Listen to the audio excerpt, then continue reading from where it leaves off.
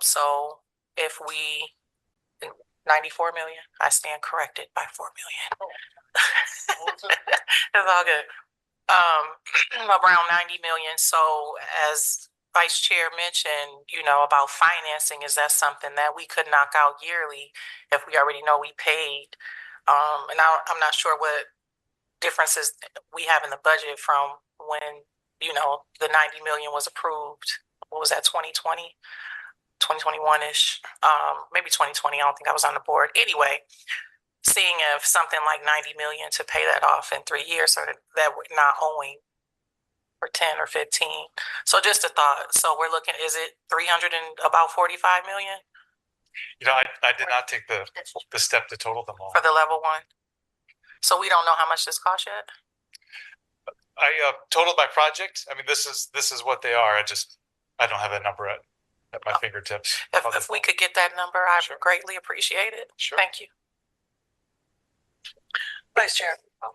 Sorry, Commissioner Morales got me going on some stuff, and to get there, I mean, with the wish list of everything, the most expensive, like everything that anybody could ever dream of wanting. Yeah, it's about $360-some million. But the administrator is working very well and closely with other municipalities to try to maybe help on the household hazardous waste facility costs, and I greatly appreciate that. If we're even partially successful in that endeavor, it would be a huge cut. We're going to need to get that number down to about 130 to 150 million dollars, somewhere in that range. Now, I say that, but the 94 million that we spent on the Pratt Center, had we gone 12-13 million dollars more and made it a $110 million project, we would have saved the county $35-40 million at this point in time.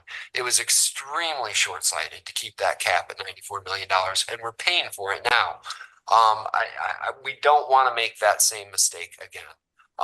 Getting hard numbers in your head is, we have to stay under this, we have to stay under this.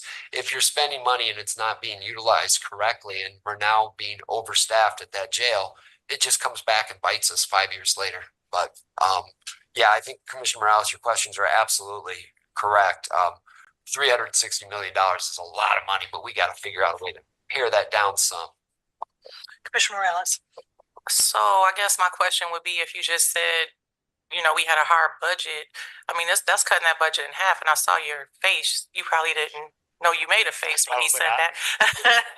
So how do we get everything we need and not pay for it when we're long gone, off this board? I mean, cutting, that's almost half the budget.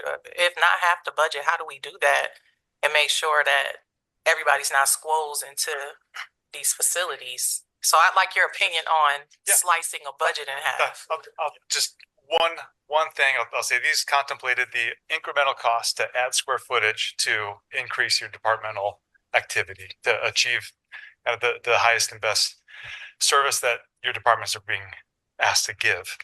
It doesn't contemplate selling buildings, selling land, or offloading some of these as you replace them. There's other revenue sources that probably become available as you pull back from other spaces. So that'll be a piece. And I know, as we think about that, I also want to think about, we invested in a building and just did we just redo pipes, or it was copper in the water? Like, I don't want to have an older building that's been around. I mean, most of our buildings have been around for over 2 decades, and then we have to deal with repairs later. So as I digress, I just wanted to know how you felt about slashing a budget in half. Some of that be a challenge. Deputy Administrator, did you have additional information to share? Well, thank you. Jared really kind of hit it, looking at those other opportunities. The other is the great work of our lobbyist. So finding other dollars with other opportunities is really it. The chief concern, or at least one of the goals we wanted to have, was really articulate the needs and the vision of the departments, to not really ever be in a situation where we go into a space and we run out of space immediately. So really having, from a departmental perspective, saying everything that he said, this is the long range vision of what we believe a growing county will need, not just this point in time, but really have buildings and facilities that'll meet our needs of the future. So it required a little bit of suspension of disbelief, letting go of some things that maybe have happened or discussed in the past to say, let's just focus on the service delivery. Let's focus on the best that our citizens can get. And then what does that look like? What does the base look like today? And what does that vision look like tomorrow? And from that space, then we will go into value engineering, but not necessarily compromising, hey, we can't grow. Or if we do, it might be shifting some spaces and having some creativity. So this plan contemplates a lot of that. But again, cost control, selling particular assets, buildings, generating additional revenues, looking at additional revenues. So it's a myriad of things that this board leadership can endeavor to try and afford these different things. And one was mentioned in terms of those intergovernmental agreements with hazardous household waste, just being creative in each one of these elements as we confront those particular challenges. So thank you. Thank you. And, this board, I think, we are capable of having some strategic vision. We have an excellent support from our administrative team to really dialogue through. I'm excited as we move into really a design phase on what the new admin building will look like. That's obviously going to be the first one that we're tackling as we're moving forward with land acquisition is completed. And, we're just challenged to learn from the past. There'll be pressure on us to be, fiscally sound, and that remains a foundation of the decisions that we have to make. But we also need to be strategically nimble enough to grow. And, I think our community, we're recognizing a lot of growth that's occurring. And, I'm very positive. I think Kalamazoo County is poised to grow pretty substantially in the medium term. And so let's be prepared to tackle that together. Okay. All right. With that, are there any other questions? Thank you so much for the presentation, for the work. We've been anxiously waiting that plan, and we thank you for the diligence. All the partners across county government, our department heads, our administrative team, et cetera, that contributed to the feedback. Ongoing dialogue will be part of the process going forward, but we very much appreciate the work. Deputy Administrator. Yes, and I would be remiss if I didn't acknowledge Director Eric McNamara in this effort. His knowledge and history of the facilities, the challenge of managing those facilities, and really working hand in hand with departments and their challenges with facilities has been instrumental and crucial in this process, and working with Jared and his team. So I would absolutely be remiss if I did that. So Director McNamara, thank you. Thank you, Deputy Administrator. We hear often about his expertise and understanding of our facilities, so we appreciate that greatly. Thank you for lifting that up as well. All right. With that, let's go forward, and we're going to have some discussion on the TriShare pilot update discussion. So with that, again, we're going to talk to Deputy Administrator Cole. We'll also welcome our Director of Human Resources, Sharon Brown. Welcome. Thank you, Board, Chair, Vice Chair, Chair Pro Tem. As the board is well aware, the county, under your leadership, endeavored on a 3-year pilot program for TriShare. This exciting opportunity has been transformative for many employees.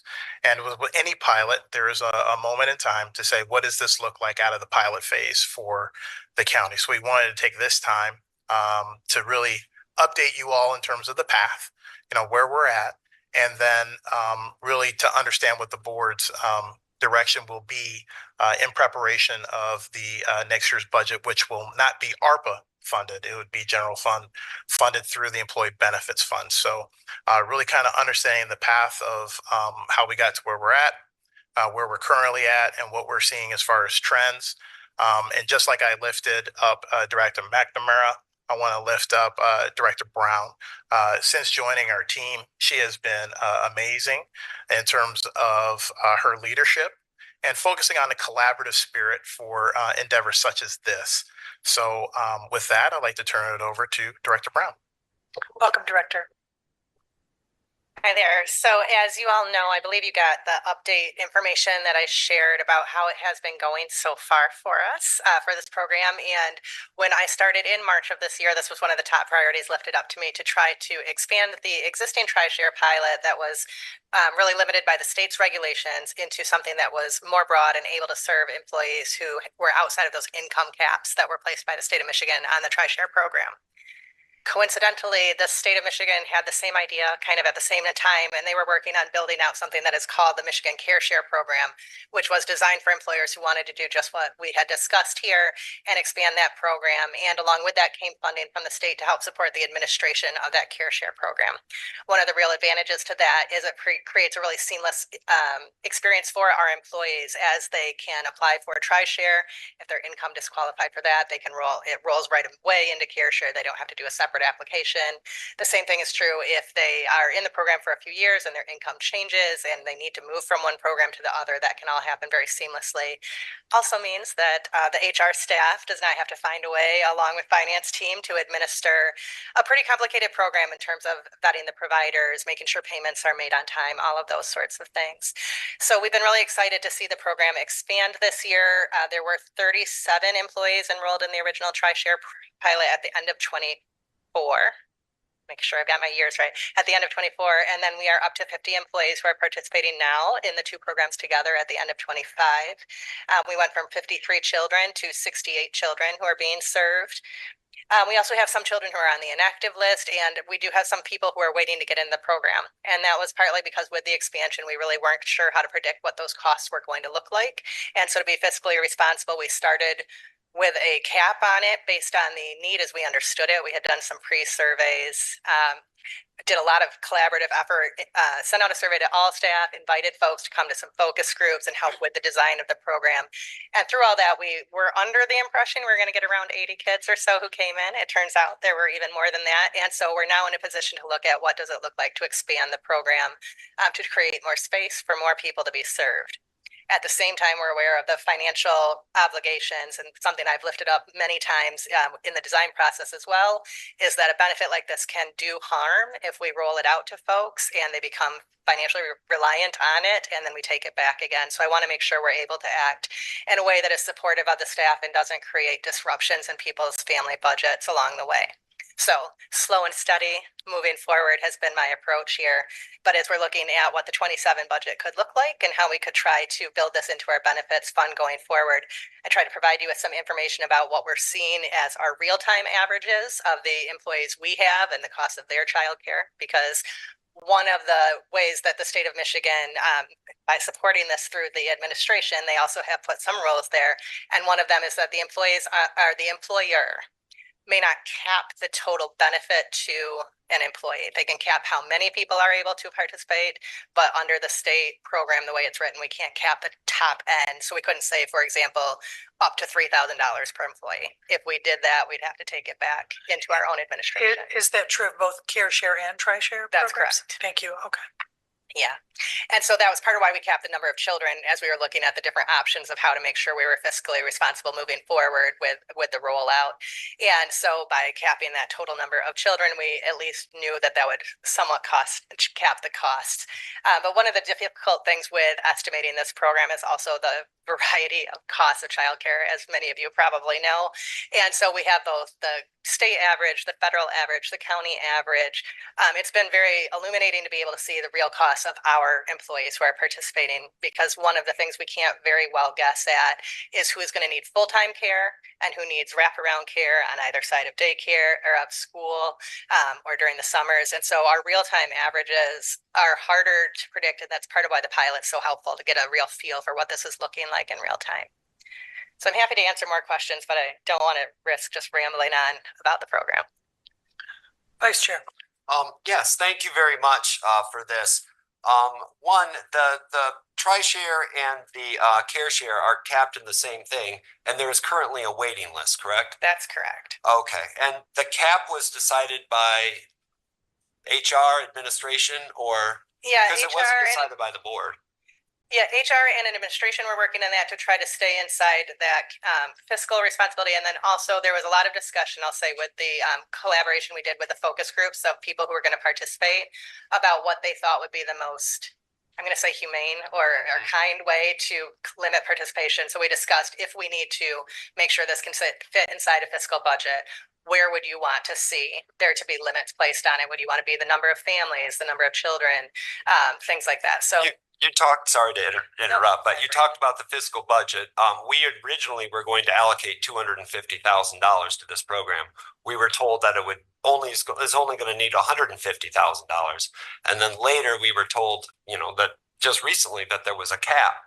So the fiscal responsibility, in my mind, belongs to the fiduciary agents of the county, which is the County Board of Commissioners. I wish that we would have, especially for the care share, I would have rather have us get rid of care share if I'd known there was going to be a waiting list for tri-share people, for the people that are in the lowest economic bracket of it. In my mind, I think we can find the money. And to me, this is more than just a pilot. This is a recruitment opportunity for within the whole county, throughout the whole state, so that we can hire the best and the brightest by having one of the best family-friendly employers in town by providing that child care benefit. And it gives us a bargaining chip as we negotiate with unions to try to develop parity between the benefits that we offer. In my opinion, there are things that I would cut within our budget, and that is our job as county commissioners to do the budget. The strategic reserve, the training budgets that have been increased. These are the types of things that I would go after to make sure that we have the dollars necessary to give our employees, our most valuable asset, the benefits they need to be successful and the benefits that we have as employers to hire and recruit the best potential candidate. So in my mind, I would like, and this, I'm only one vote here, but I would like to see care share and tri-share, especially tri-share that gets the lowest amount. I would like to see absolutely no cap on that. And if we can afford no cap on care share, that would be wonderful too. But we need to make sure that the lowest level employees are getting the benefits so that they can afford to go to work. Because a lot of these people that are making $20, $22 an hour, they can't afford to pay for childcare and go to work. They have to do one or the other. So in my opinion, I think we as a board need to do everything that we can to provide a benefit that's going to help all employees within the county, specifically, especially the lowest paid. So that's my 2 cents on that. I think we can find the money to get rid of this cap, and that's where I'm at. So thank you, Vice Chair, for that. And I want to, appreciate your advocacy on this as a parent of young children. I think, it helps us all have a lens to understand the impact that it has, because we're directly facing it as individuals. The board is not our participant in this particular benefit. I do, also want to thank our administrative staff. I think understanding the complexity of how employees' income changes, that they can qualify for tri-share and then receive a cost of living increase from the board. And if there's a set cap on care share, then may lose that benefit, which then may entice them not to continue employment or not to seek promotion. So we also have to understand the broader impacts of targeted caps on either of the programs. But I also want to thank the expertise of HR and our administrative team and finance and the treasurer's office for their work involved in coordinating how payments are made and received, and really helping us to study and evaluate this. Because as Director Brown lifted up, the worst thing that we could do is offer a tremendous benefit like this and then not have it be sustainable and it to be lost by families. I would agree with Vice Chair's premise that this is a benefit valued and that we should endeavor to find ways to fund that. I have information from Deputy Administrator, and then I'll go to Commissioner Kistler, Deputy Administrator. Yes, I also want to provide context. There has not been a persistent wait list.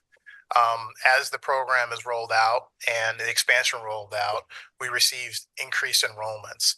So again, in the first quarter of this year versus when the care share program rolled out in October, that's where their wait list, arrived. So it was 3 people on the wait list at the end of the year, and now it's expanded to is it There's 14? a total of Yeah. 13 employees on the wait 13. list, 5 of whom are TRISHARE eligible. So within a 4-month period, that expansion. So it's a rolling enrollment. So that's a key context. As we know, life happens and changes, and that's where a lot of this comes. So that's why in this first month we wanted to come to the board for that support. As you know, in the 2004, there was an underspending. So what we had allocated from the total amount was 150,000 per year. So the extra that was put in was to add what we saw were trends, but we outpaced that. So that's exactly why we're here to the board today, to really get that support, to look at expanding it, but also understanding very transparently what that cost is. And that's just an element of due diligence. So by no means is the administration or in our design assuming any sort of budgetary authority. This is actually reporting what we're seeing in the program in a pilot year. Yeah. So I just wanted to address that. Thank you, and want to elevate it so that we can make this informed decision. So Commissioner Kistler. Thank you, Chair. Maybe my recollection isn't correct, but I don't think we talked about a cap for TRISHARE when we decided to do a pilot project. We just said, let's estimate what we think it's going to cost, and now it's outgrown that. But it's a darn shame. We've got such I think, a good product, and we're having to kind of pull the reins in a little bit, or not fund it as fully as we should. I'm a big fan of it, and Lord knows it's been a long time since I had any kids that were qualified. I guess I'm surprised that we're seeing this, a waiting list situation arise. Let's take a look at our budget, and I'll guarantee you we can find some money in there that'll take care of this. Yeah, I think I'm hearing so far broad support. I have Administrator, and then I'll go to Commissioner Morales. Administrator. Thank you. Thank you, Chair. I just want to address some of I just call it subtle insinuations that administration is operating outside of their purview with regard to budgetary authority. When we discussed this program as part of the 2024 budget, the board approved a 3-year pilot with a very specific set of dollars. Fundamentally, that means that the program needs to be stretched out for a 3-year period. That inherently places a cap per year on the program. And so I want to provide clarity that administratively, we have conducted due diligence, and our responsibility is to ensure that this program remained sufficient for a 3-year period so that we weren't pulling back a benefit, a very expensive benefit and a worthwhile benefit to employees that were receiving it. And so our staff, even in the middle of that program, multiple changes are occurring. We endeavored to provide the board on the floor and on the dais, and I have since changed our approach to that so that we're not held to a standard that we don't believe we should be held to, but we tried to provide the board with information on the floor at that time as far as an estimated amount of employees that would take benefit in the program, predicated on a survey that was published internally. Not all staff took that survey, and we said we believe 150 employees would take advantage, and it would be this dollar amount. However, that has subsequently changed. And so what we knew is that we had to stretch a dollar amount for a 3-year period. And so that's where the inherent wait list comes from, that we didn't want to pull back a benefit that employees were receiving initially when they were able to take advantage of the program. So I wanted to address that, the comment about administration and HR and finance and others sort of usurping the board's fiduciary authority. That's not the intent. The intent is to ensure administratively the board, or I say legislatively, the board said we want this program extended to all employees, but there's a very specific dollar amount and it needs to last for 3 years. That's where the wait list comes from. Yeah, and this is our opportunity. If the board does not want to hit a financial barrier, then we can rectify that through discussion here. Commissioner Morales, then I have Deputy Administrator, and then Vice Chair. Thank you, Chair. So thank you Administrator, for that clarification. I guess we don't think about is 300,000. That's just an arbitrary number, and that we have to spread it out over 3 years. I'm looking through this. I do agree with Vice Chair. We have to take into consideration our most vulnerable populations. I also want to share that even though we have cost of living increases every year, typically for our most vulnerable populations, that's just them breaking even because everything else is going up and they still don't have enough to cover. So emphasizing taking care of our most vulnerable. And then how much, and I'm scrolling, how much are we short? And whatever that number is, can I get an update on the emergency fund and who's utilizing that? And maybe if we haven't capitalized on that full usage, to pull some of that money to cover this, because I feel like that's an emergency situation as well.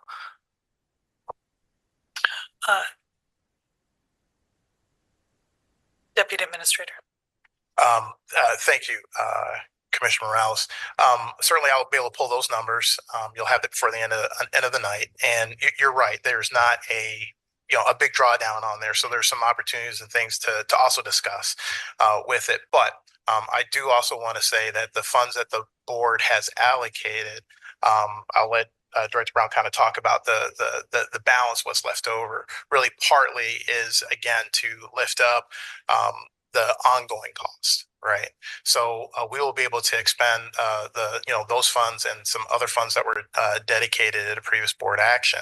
But having said that, hey, we need to take a look at what the ongoing costs are. So I'll let Director Brown get into more of those specifics. I'll entertain that, and then we'll come to that. Thank you for that. I just wanted to offer a couple of pieces of clarity as well, that when we rolled the program out for Care Share expansion, it was officially on October 4th. And at that point, we did not have a wait list. Our original estimate was sufficient to get everyone. We started having a wait list of 2 or 3 people partway through October. In terms of the 3-year pilot, I just kind of wanted to highlight that we're only 90 days into the Care Share rollout, and we're doing our first reconciliation of that quarterly spending right this very minute to get the refunds back to folks who have had, because we also moved to payroll deduction, which we haven't even kind of touched on.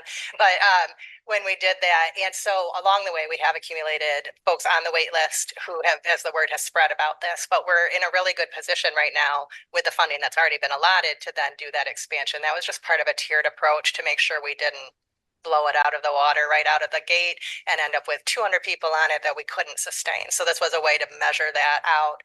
I believe that we're in a position to have the wait list cleared by I'm going to say 30 days. The real hold is just administratively trying to get it all processed. We have several folks who are inactive in the program right now who are holding a spot but are not actively using care. So we want to have a conversation, and with the new program design, we anticipate having that be something that would automatically move you out of your spot until you were ready to go active again. In addition, we have a few folks on the list still from the payroll deduction method who have accumulated arrears balances that they have not brought into good standing. And at some point, we anticipate asking those folks to either establish a payment plan or to be exited from the program for lack of compliance, which is also going to free up more spots. Not in the ideal way, because it's people who have children who could be using care. But I believe that between just those 2 things, we're going to be able to clear the wait list, as well as with the budget that's been allotted for 26. So I would just highlight again that my big comment of concern and question going forward is just to truly make sure that what I'm hearing today, the board is wanting to sustain that funding beyond 26. I had one person, I'll just share this, on one of our collaboration calls, focus groups early on, who said, I think we can have another baby now. You can't undo that. And so it just put a real level of responsibility on making sure the program was built to last so that nobody ended up pinched on that. We love babies, though, Vice Chair. Yeah, absolutely. And it needs to be, I think that it could be a great for a recruitment tool. And to administration, I was not implying that you were taking over our fiduciary responsibilities. I was just, when we originally wanted to put 250 in, we were talked to 150 and then find out it was a waiting list. Just let us know there's a waiting list. We would gladly, and I know the votes are there on this board, gladly increase that funding in order to continue this program. This has an opportunity really to be a shining star of employers throughout the state. When we go and look for talent, and we can say, we're going to pay for 1/3 of your childcare or a portion of your childcare. We're going to get better quality candidates that apply to these positions. So I can't speak strongly enough. And wherever the funding is there, I see in the county Board of Commissioners budget, we only spent 86.9% of our budget. 73,000 was unspent in December. I'd gladly take it out of our budget. That's 73,000 right there that we can put into the employee benefits to continue this program. I think this is a priority far more than other things that we're spending money on. Thank you. Commissioner Morales. Last thing, and so you mentioned folks may be thinking about bringing new life into the world, which is great.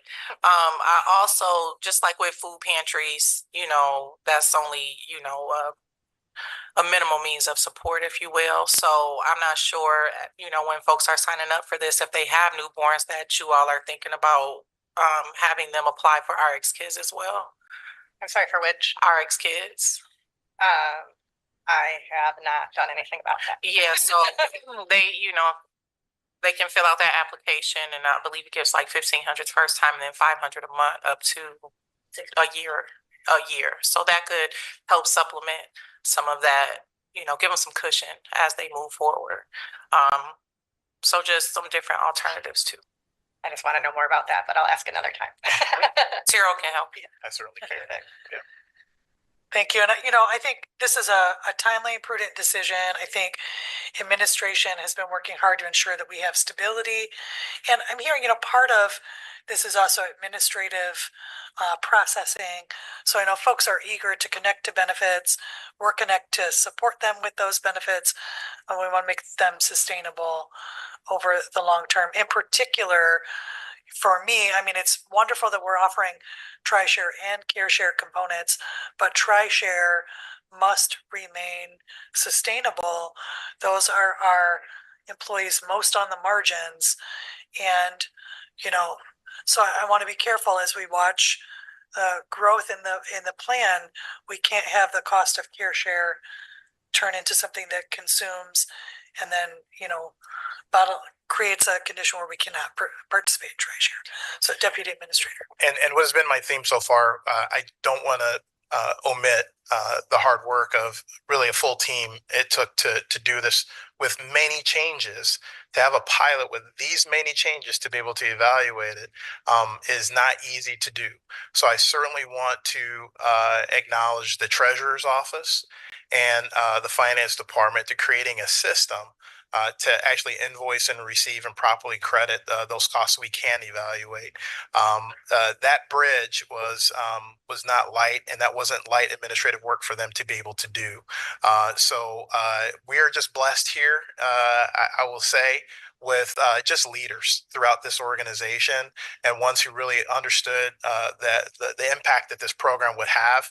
And without any hesitation, the treasurer and finance staff said, absolutely, whatever we need to do while we go through this transition period to get to the payroll deduction, which was also the payroll deduction was another project in its own. So there's a lot of parts moving that I just don't want to gloss over, that there are some really committed leaders and staff throughout this that made this happen. So, the finance director and the treasurer really were great partners in making this happen. So I just want to make sure we said that. Well, of course, that HR director. No, I actually just wanted to offer two other things. One is just for everyone's knowledge that for the county, the CareShare and TriShare program cost the same. In both programs, we pay 1/3, which is actually helpful in terms of budgeting, not being able to determine if someone's going to move between the two programs. So on that side, the difference for the employee is that the state kicks in that extra third if they're under the income cap. And the other thing I just wanted to celebrate with you all is, as I mentioned, the state of Michigan was coming up with this idea of CareShare kind of at the same time we were, and we were actually the first employer in Michigan to get this out the door. And I just think that's worth celebrating.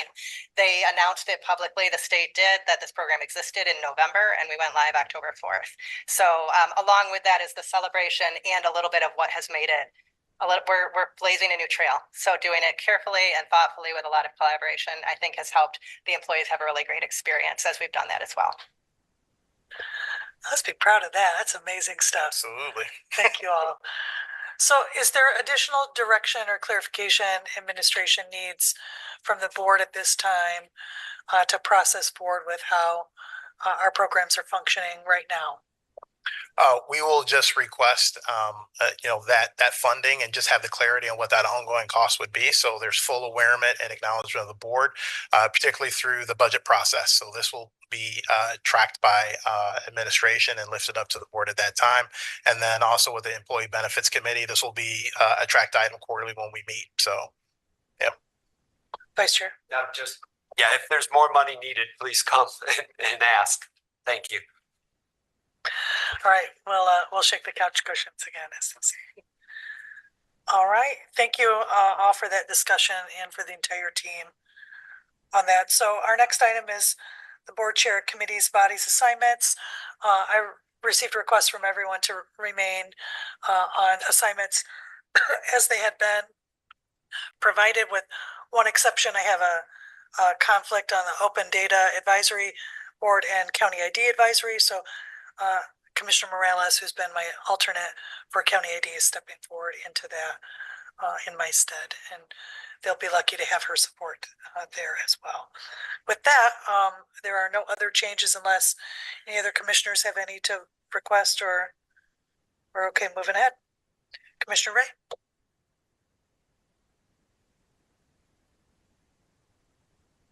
What committees I'm on?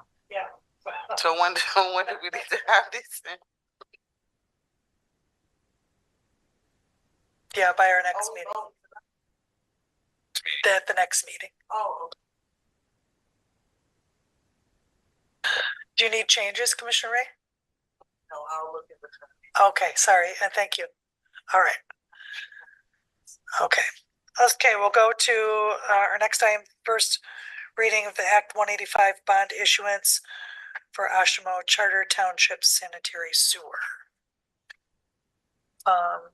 Now speak to that, Administrator. Thank you so much. I absolutely can. So tonight before you is a first reading of a resolution that essentially authorizes leveraging our bond capacity for Ashimo Township sewer project, sanitary sewer project improvements. And by statute, we have to adopt a resolution allowing them to do that. So this is just the first step of that. In your packet, what you also see is a Board of Public Works resolution recommending that the board adopt this resolution before you. So that's included for your awareness. The Board of Public Works wholeheartedly supported the project, and so that's what you have before you tonight. It's a $15 million bond. Our bond capacity is roughly 700 plus million, so well within our realm to do it. Additionally, I'd like to inform the board that through our lobbyist, in partnership with board leadership, we have tasked them with, and you'll see it in your lobbyist updates, but he's been working with the state financing arm to take advantage of a federal program. I don't recall what the actual acronym stands for, but it's SWIFIA and SWIFIA. And so there's a water and then a sewer component of loans that they could take advantage of. And so that's just tangential to this item. But the benefit of that program would be that their rates would be lower than a bond. And so we still need to go forward with this bond and move forward, but behind the scenes, we're working with our lobbyists to work with the state to offer that program. It wouldn't just be 2 townships, just like Ashimo, but it would be to all municipalities in the state, all townships in the state. So they're working on that as well, just as another benefit, so that, townships and other municipalities don't have to leverage bonding capacity from counties and go through this whole ordeal to secure funding for those kind of improvements within their municipalities. Thank you for that update, Administrator. So then my understanding, because of timing, they will want to execute a bond for this particular project, potentially, but for future projects, the loan mechanism that we're advocating for them on would help reduce costs for future. Yes, Chair, that is absolutely correct. Thank you. All right. Any other questions on that, Commissioner Gisler? Yes, I'll ask the same question that I asked multiple times when the county participated in bonding in some fashion for the road commission building. The county's AA plus credit rating stands, and we will not be held should Ashtimo, and I'm sure they won't, but should Ashtimo default, that's not our problem, right? That's a great question, Chair and Commissioner Yes, please, Gisler. Administrator. And so, yes, to answer your questions, these are backed by the rates of their sewer, their sewer rates. So it's backed by that. It's then would be that they would certainly be responsible for paying back the bonds through taxes, that sort of thing. Certainly backed by their rates. Nonetheless, our not our AAA or AA plus bond rating. This is just the first step of the process. We will go through another credit rating. We anticipate that it'll still remain double A plus. Thank you. All right, I'm seeing no other questions there. Okay. We'll move to the next item, our first reading of the Wear Red Day proclamation for 2026. We'll take that up at a future meeting. Any discussion wanted on that? Okay. With that, we have some closed session items to move forward. Who's our Johnny on the spot? That's usually Abby. Commissioner Wheeler, you're doing our, that's all right. Well, thank you, Chair. Our closed session motions, please. Thank you. There's two, so stick around. I motion to enter closed session pursuant to MCL 15.2681C for purposes of negotiations of a collective bargaining agreement with KCSDA, the Sheriff's Office. Motion made by Commissioner Wheeler, supported by Vice Chair Taylor. Any further discussion? Clerk, will you please call the roll? Commissioner Gisler?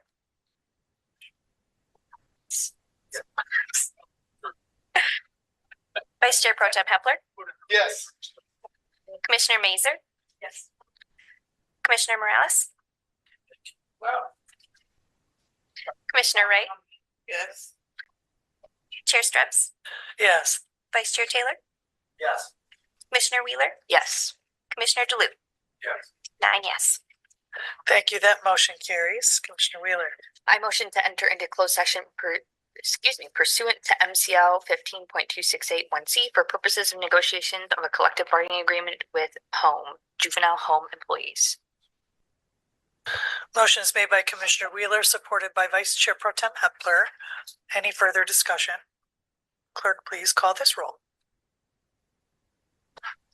Vice Chair Pro Tem Hepler? Yes.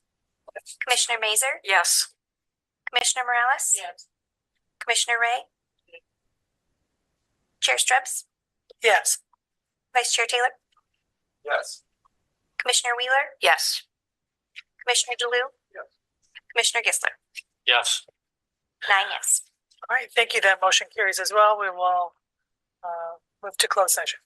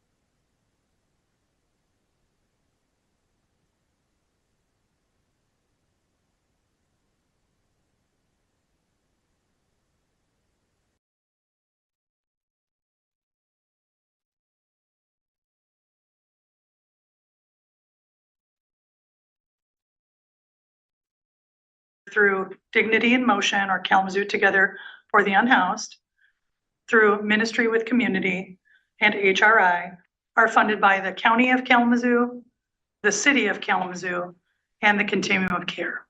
$700,000 in total for that programming. What our body did, we made an allocation of $400,000 to that effort, and we sent that to the Continuum of Care for review and discussion of RFP process, which culminated in the awards that have been discussed this evening. I do also want to clarify as well, the Home and Health project that is occurring within the community was not the proposal put forward by Dignity in Motion. They wanted to do a traditional heads in beds program. The COC went back to them and asked if they instead, would consider this targeted shelter for medically frail individuals. It was not their design, but a request from the Continuum of Care that brought that project forward. And there is ongoing collaboration with them, WMed, and oversight from the COC and our contracting requirements with both the city and county over each of these programs. So back to the allocations committee, what we heard there when we were talking about shelter coordination is that HRI is receiving a number of calls every night of people unable to find shelter. And that is not a surprise to us. We know there have been changes in how long-term programming has been structured in the community. We're doing our best to mitigate that. The landing place is an ongoing effort in construction remediation, and we're working through those barriers as quickly as possible. It will provide more than 80 beds. It will serve 80 families. So the total census will be unclear, but they'll be opened in a phased approach. So, but please know, community, we're being as forthright and expeditious as possible in that process. Okay, so that's just some background to clarify a few things for the community. So what's in front of us tonight? We have three options, okay? The $100,000 that we know we have available from the housing millage, we could send it back to the COC for discussion as we did with our initial allocation. The timeline for utilizing that process and getting it out the door is unclear. It is not likely to be particularly quick, okay? There have been some outreach back to some of the organizations which had received funding about what capacity they did or did not have. And that still is not clear. It would need to be both identified and contracted and funded, okay?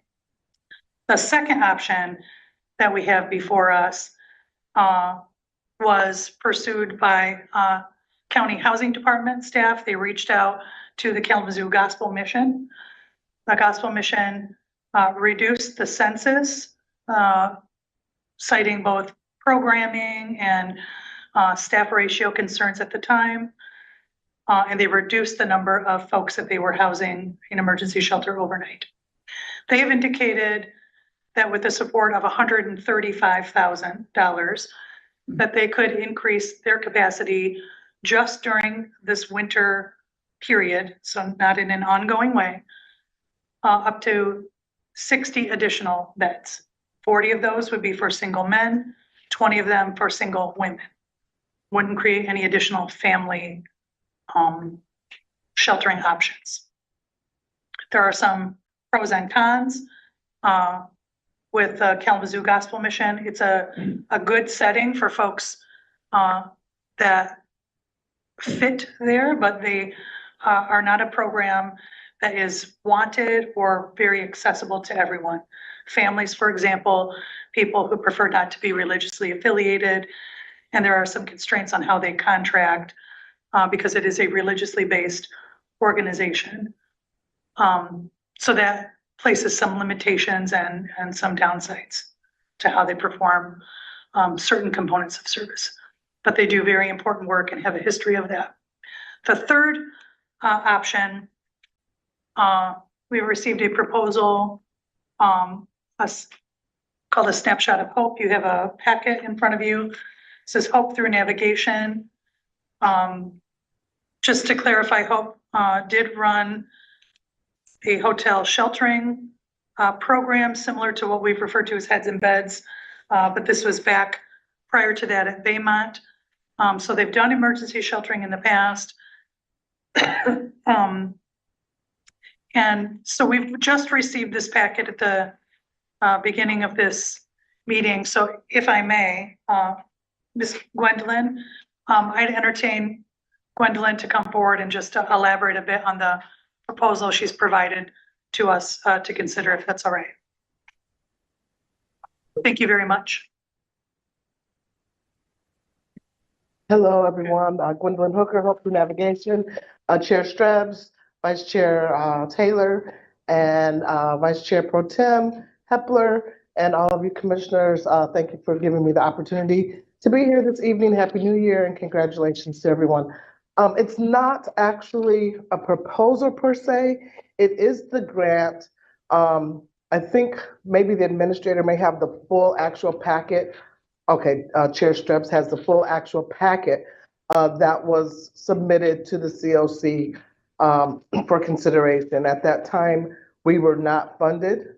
And so there was conversations about going back and looking at people that had applied. And there was only 4 people that actually applied for that funding, and 3 of them were funded. Hope Through Navigation was not.